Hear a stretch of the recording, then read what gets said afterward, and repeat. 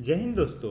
आज हम बात करेंगे यूपीएससी सिविल सर्विसेज एग्जामिनेशन के प्रीलिम्स के पेपर 2 के बारे में या फिर जीएस पेपर 2 के बारे में, या इसे सीसैट का पेपर भी बोला जाता है, या इसे सिविल सर्विसेज एप्टीट्यूड टेस्ट भी बोला जाता है। तो आज हम इस लेक्चर में क्या बात करेंगे, तो इसमें हम सबसे पहले बात करेंगे कि सीसैट के पेपर के इतिहास के बारे में, फिर बात करेंगे पेपर के पैटर्न के और नेचर के बारे में, फिर बात करेंगे कि हमें जो है सीसैट को इग्नोर करेंगे अगर हम तो काम हमारा नहीं चलेगा, और फिर बात करेंगे सीसैट के सिलेबस के बारे में, फिर बात करेंगे पिछले साल के पेपर के ट्रेंड के बारे में, फिर बात करेंगे कि सीसैट के लिए हमारा अप्रोच क्या होगा और बेसिकली हम इस यूट्यूब पे क्या कराएंगे और हमें कैसे पढ़ना चाहिए। तो चलिए डिस्कशन स्टार्ट करते हैं। तो सबसे पहले हम देखते हैं सीसैट के इतिहास के बारे में। तो बेसिकली सीसैट को प्री में 2011 में लाया गया। क्या होता था कि 2011 के पहले प्रीलिम्स में प्री में 2 पेपर होते थे और उसमें एक ऑप्शनल का पेपर होता था जो कि ऑब्जेक्टिव टाइप में होता था, और एक जीएस का पेपर होता था, ये भी ऑब्जेक्टिव टाइप में होता था, और एक पेपर जो मतलब ऑप्शनल का मेंस में होता था जो रिटेन होता था। तो अब बात करते हैं कि जब 2011 में सीसैट पेपर को लाया गया तब क्या क्या हुआ, कैसे क्या हुआ। तो अब बात करते हैं कि जब सीसैट को 2011 में लाया गया तो इसके मार्क्स जो है शुरू में प्रीलिम्स के कट ऑफ में बनाने में जोड़े जाते थे। अब फिर उस टाइम पे जो 2011 में जब लाया गया था तो उसमें जो कॉम्प्रिहेंशन के क्वेश्चन थे वो दो तरीके के आते थे। पहला टाइप था उसमें ऐसे कॉम्प्रिहेंशंस या गद्यांश वाले क्वेश्चंस जिसमें केवल इंग्लिश में ही मतलब हमें पढ़ने के लिए दिया जाता था, या कॉम्प्रिहेंशन केवल इंग्लिश में ही दिया जाता था। और दूसरा टाइप है इसमें जो कि कॉम्प्रिहेंशन इंग्लिश बाइलिंगुअल में होता था, बेसिकली मतलब कि इंग्लिश और हिंदी दोनों में होता था।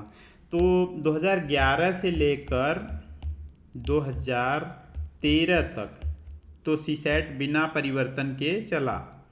फिर क्या हुआ कि 2013 और 14 के बीच में आंदोलन हुआ। बेसिकली ये आंदोलन क्यों हुआ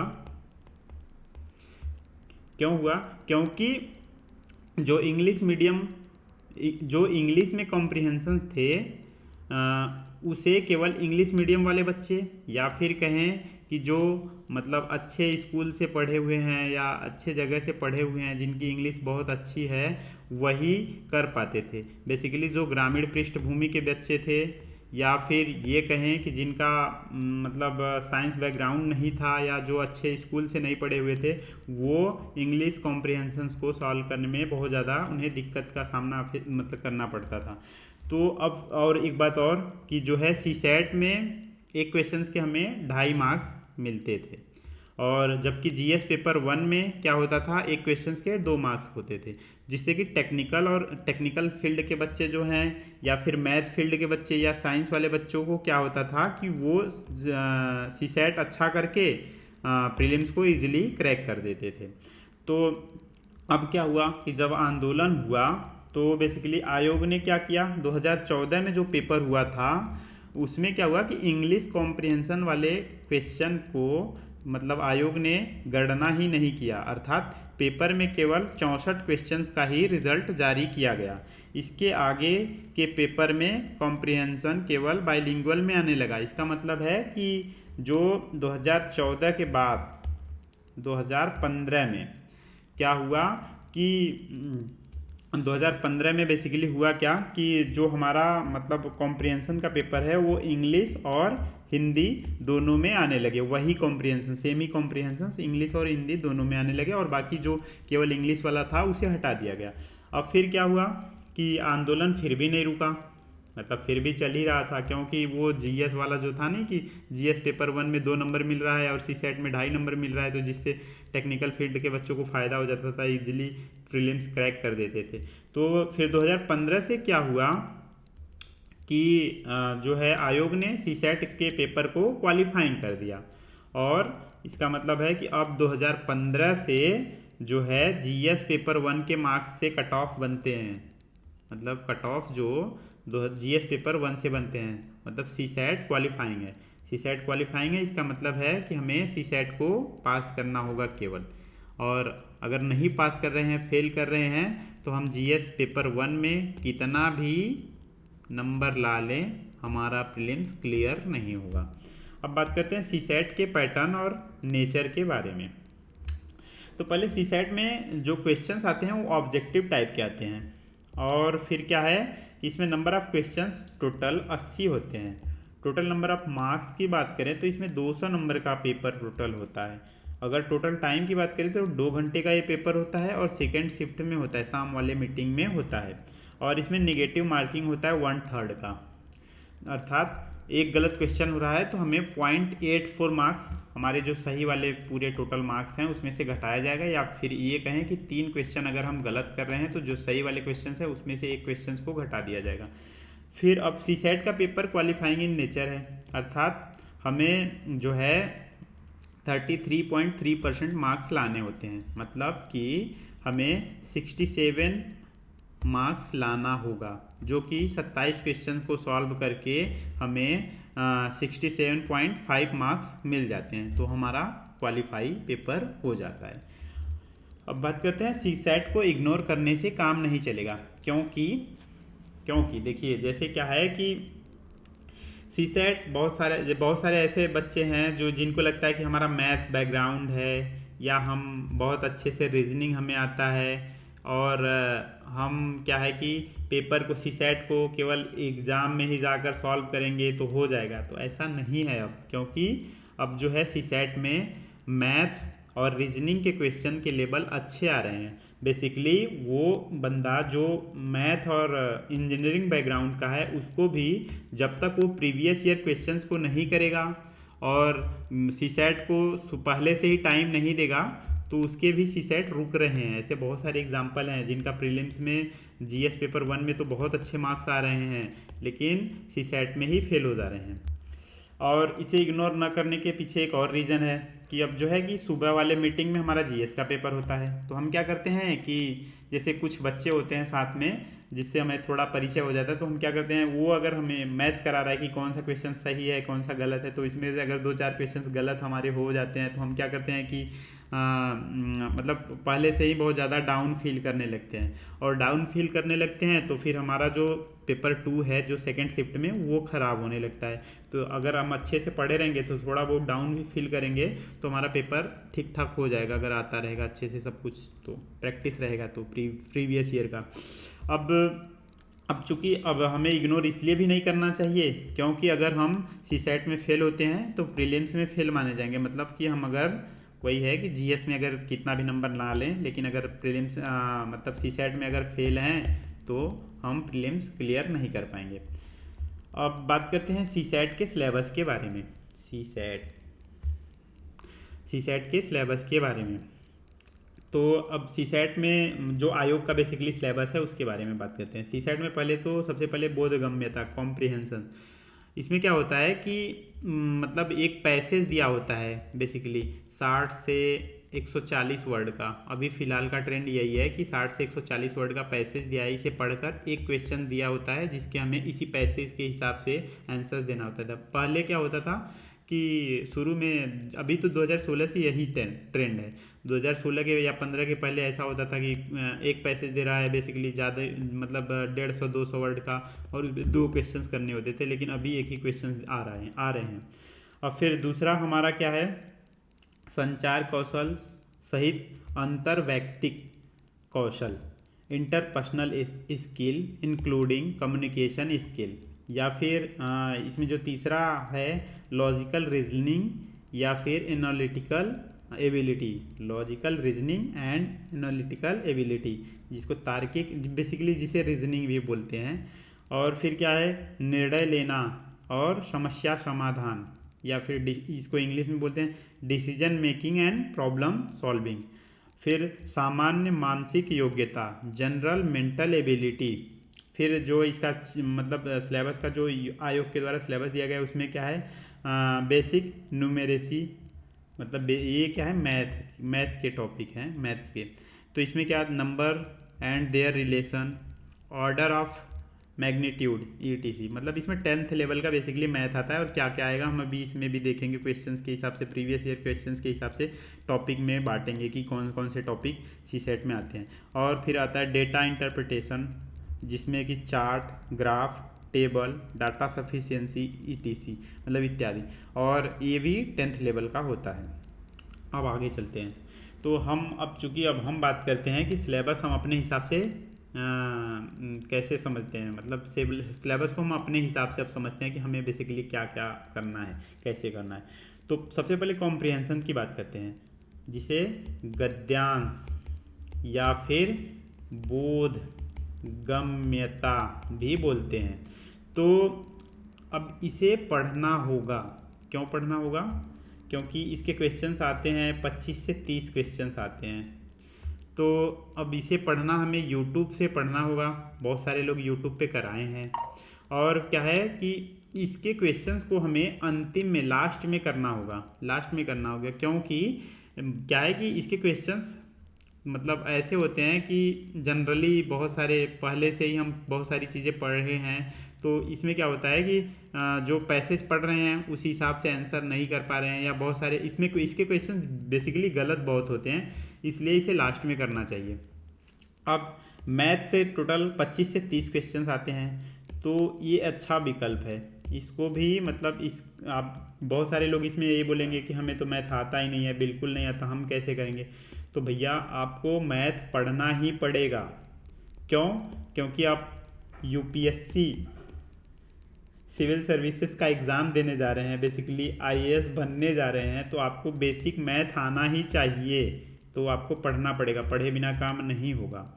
फिर डेटा इंटरप्रिटेशन की बात करें तो इसमें 2015 में 4 क्वेश्चन आए थे, और 2016 में एक भी क्वेश्चन नहीं, 17 में भी नहीं, 18 में भी नहीं आए, 19 में 12 क्वेश्चन आ गए।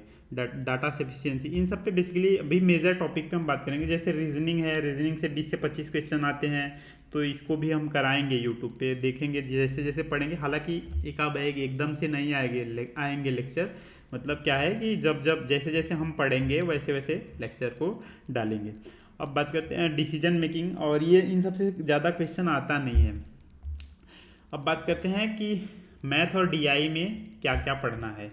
बेसिकली अब आयोग ने तो, UPSC ने तो मतलब मैथ का सिलेबस दिया नहीं है कुछ खास। अब क्या है कि हम प्रीवियस ईयर PYQ जितना ज़्यादा से ज़्यादा देखेंगे तो हमें पता चलेगा कि मैथ से क्वेश्चंस कैसे कैसे आ रहे हैं। तो अभी हम बेसिकली देख रहे हैं कि मैथ में क्या क्या आता है। तो इसमें आता है नंबर सिस्टम, संख्या पद्धति, LCM HCF, time and work, profit and loss, fraction या परसेंटेज या डेसिमल टाइप के क्वेश्चन, एवरेज के क्वेश्चन, टाइम एंड डिस्टेंस के क्वेश्चन, परम्यूटेशन एंड कम्बिनेशन के क्वेश्चन, प्रोबेबिलिटी के क्वेश्चन, रेशियो एंड प्रोपोर्शंस के क्वेश्चन, मिक्सचर एलिगेशन के question, speed and distance जिसमें कि जनरल क्वेश्चन भी आते हैं, और ट्रेन और नाव वाले क्वेश्चन, और फिर इंटरेस्ट मतलब ब्याज, सिंपल इंटरेस्ट पे भी क्वेश्चंस आते हैं, और कंपाउंड इंटरेस्ट पे भी क्वेश्चन आते हैं। मेंसुरेशन या वॉल्यूम, मिक्स टाइप के क्वेश्चन, जैसे सर पैर वाले क्वेश्चन जो होता नहीं है कि इतने पैर दिख रहे हैं, उसमें कुछ खरगोश हैं, उसमें इतने सिर दिख रहे हैं, ये इस टाइप के क्वेश्चन। और basic questions, geometry, cube, square या स्क्वायर रूट या क्यूब रूट, और कोऑर्डिनेट ज्योमेट्री। बेसिकली ये बहुत अच्छे क्वेश्चन अब तो नहीं आ रहे हैं, लेकिन जानना थोड़ा बहुत चाहिए, क्योंकि UPSC का कोई पता नहीं कि कब क्या होगा क्या नहीं होगा। बेसिक टिग्नोमेट्री भी मतलब आता तो नहीं है, थोड़ा बहुत, लेकिन जानना चाहिए। फिर height and distance, set theory, और बेसिक अलजेब्रा। और डेटा इंटरप्रिटेशन में क्या पढ़ना है? बार ग्राफ का मतलब है कि जो ऐसे ग्राफ रहता है जिसमें इस टाइप के क्वेश्चंस होते हैं, इसे बार ग्राफ बोला जाता है। और टेबल ग्राफ में बेसिकली टेबल बना हुआ है, अब इसको हम डिटेल में पढ़ेंगे। लाइन ग्राफ सपोज ऐसे वैसे जो भी रहता है, इस टाइप का क्वेश्चंस। पाई चार्ट में बेसिकली होता क्या है कि इसमें दे देगा कि कुछ पार्ट ऐसे, ये इतना परसेंट है, ये इतना परसेंट है, इस टाइप के क्वेश्चन। और फिर अब आगे बात करते हैं रीजनिंग में हमें क्या क्या पढ़ना है। तो रीजनिंग में चूँकि 4 पार्ट होते हैं रीजनिंग में, पहला होता है जनरल मेंटल एबिलिटी, जो अभी सिलेबस में भी दिया था। तो उसमें क्या होता है, कैलेंडर, क्लॉक, डायरेक्शन टेस्ट मतलब डायरेक्शन के question, ranking, series, coding decoding या जिसे अल्फ़ाबेट के क्वेश्चंस भी बोलते हैं, लॉजिकल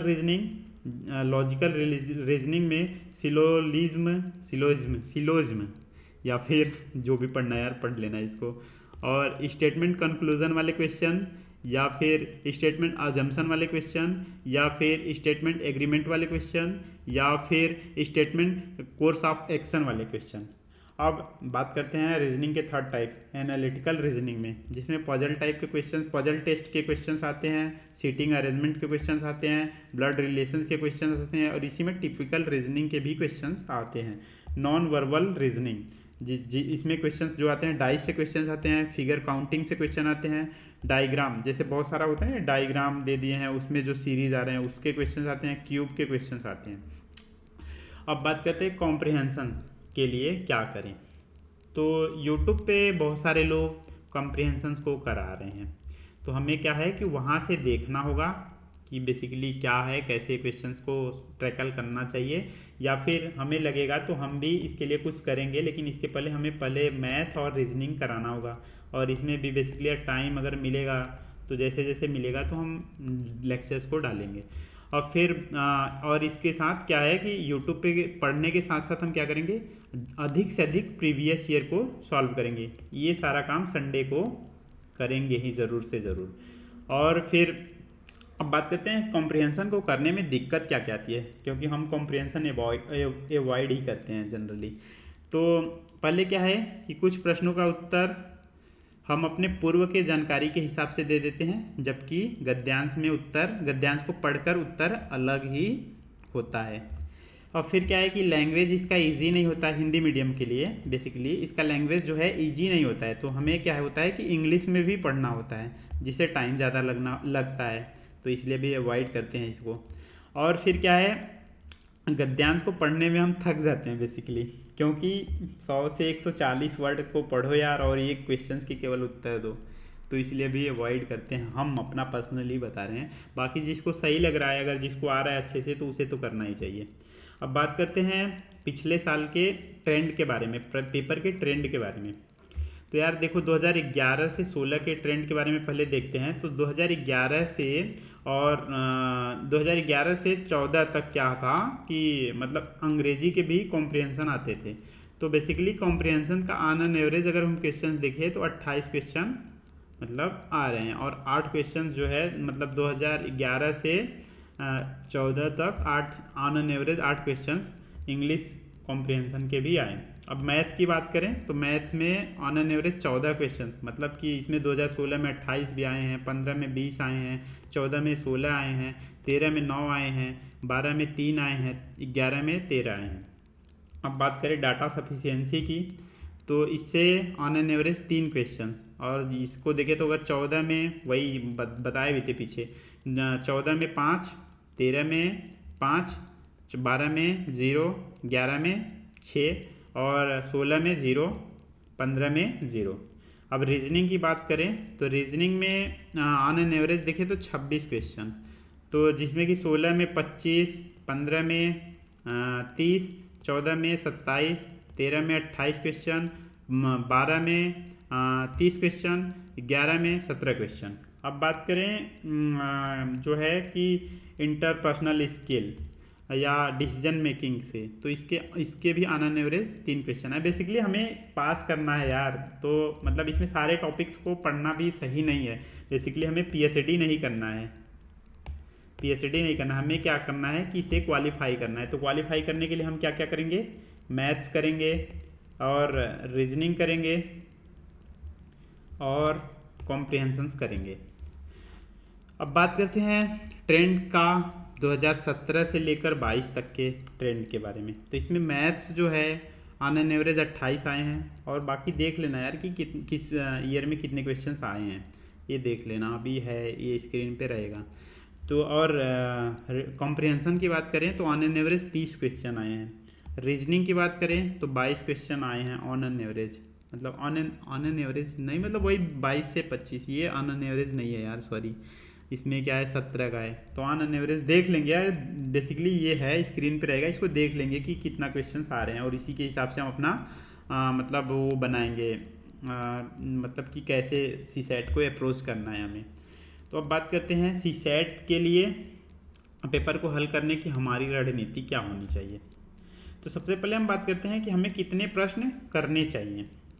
तो यार देखो, क्वालिफाइंग पेपर है, अभी हम बताए भी हैं कि इसमें 27 क्वेश्चन से मतलब ज़्यादा ही करना होगा। बेसिकली क्या होता है कि 27 क्वेश्चन सही से करने पे तो हम इजीली क्वालिफाई हो जाते हैं, लेकिन होता क्या है कि 100% एक्यूरेसी यूपीएससी में तो नहीं होता यार किसी का। तो क्या करना होगा कि हमें 27 से ज़्यादा क्वेश्चंस करना ही होगा। तो अब बेसिकली हम क्या करें इसके लिए, पहले तो एक ये भी है कि हम 30 क्वेश्चंस सही क्वेश्चंस कर दें और 9 गलत क्वेश्चन कर दें, तो जिससे कि हमारा टोटल सही क्वेश्चंस 27 होगा और हम पास कर जाएंगे। तो अब फिर दूसरा क्या है, 35 क्वेश्चन सही करें, 24 गलत कर दें, तो 27 क्वेश्चन, फिर इस हिसाब से भी हमारा 27 सही क्वेश्चंस काउंट होंगे। तो बेसिकली यार यही हमें करना सही लगता है। इसमें थोड़ा रिस्क है, तो ऐसे ही करें, 35 तो सही करें, बाकी 24 से थोड़ा कम ऊपर थोड़ा मतलब नीचे ही गलत करने की कोशिश करें। तो ये सेफ जोन है। अब बात करते हैं एक प्रश्न के लिए हमें कितना टाइम देना चाहिए। तो बेसिकली 120 मिनट का है और 80 क्वेश्चंस आता है, तो हमें एक क्वेश्चंस को किसी भी हाल में 1.5 मिनट से ज़्यादा मतलब नहीं देना चाहिए। किसी भी हाल में अगर दे रहे हो तो सी सेट गड़बड़ होने वाला है कुछ ना कुछ। और फिर क्या करें, मैथ्स और रीजनिंग पहले करें, और फिर जिस प्रश्न में 1 मिनट से ज़्यादा लग रहा है उसे लास्ट के लिए छोड़ दें या फिर उसको छोड़ ही दें, क्योंकि क्वालिफाइंग है यार। बहुत सारे ऐसे क्वेश्चंस हैं जो क्या होता है कि शुरू से हम क्वेश्चंस कर रहे हैं, ठीक है, अब उसमें कुछ मैथ के क्वेश्चन हैं और कुछ जो बच्चे मैथ बैकग्राउंड के हैं तो बेसिकली वो ईगो पे ले लेते हैं कि यार हमसे ये क्वेश्चन नहीं सॉल्व होगा, एक बार किए, बहुत इजी क्वेश्चन है, घर पे अगर करेंगे तो हो जाएगा, इजीली हो जाएगा। लेकिन क्या है कि एग्ज़ाम में एग्ज़ाम प्रेशर की वजह से नहीं हो रहा है, अगर 1 मिनट से ज़्यादा हो रहा है तो छोड़ देना चाहिए। बस हमको इसमें क्या करना है, क्वालिफाइंग पास करना है बस यार। और मतलब इसमें बहुत ज़्यादा टॉप करने का नहीं सोचना चाहिए कि हमें बहुत ज़्यादा नंबर लाना है या जो भी। अब फिर क्या बात करते हैं, 1 घंटे में अगर मैथ और रीजनिंग से हम टारगेटेड क्वेश्चन मतलब कि पासिंग मार्क्स के तरफ पहुंच जा रहे हैं तो हमें ज़्यादा लोड लेने की ज़रूरत नहीं है। और फिर थोड़ा तब इसके बाद अगर मतलब नहीं कर पा रहे हैं, अगर नहीं हो पा रहा है हमारा टारगेटेड क्वेश्चंस, तब क्या करना है, 1 घंटे के बाद, जस्ट 1 घंटे के बाद कॉम्प्रिहेंशंस को करना स्टार्ट कर देना चाहिए। और बहुत लोग बोलेंगे यार कि हमें मैथ नहीं आता, रीजनिंग नहीं आता, हम क्या करें। तो यार देखो, यूपीएससी सीएससी अगर क्लियर करना है तो बेसिक मैथ और रीजनिंग सीखना ही पड़ेगा यार। बेसिकली आईएएस अगर बनना चाह रहे हो तो यार बेसिक मैथ तो आना ही चाहिए, और ये हो जाएगा। यूट्यूब पे बहुत सारे लोग करा रहे हैं, अभी हम भी कुछ कराएंगे, इसमें होगा, ठीक है। और अब बात करते हैं कि जो है सी सेट को हमें हर संडे थोड़ा बहुत कुछ ना कुछ पढ़ना पड़ेगा। कभी कॉम्प्रिहेंशन पढ़ लिए, बेसिकली ज़्यादा कुछ नहीं, यूट्यूब पे वीडियो देख लें मैथ्स के किसी टॉपिक का, या फिर प्रीवियस ईयर पेपर को उठा ले, या कॉम्प्रिहेंशन के कुछ क्वेश्चंस पढ़े, तो इस तरह से सी सेट को ईजिली क्रैक किया जा सकता है। तो मिलते हैं किसी और वीडियो में, तब तक के लिए जय हिंद।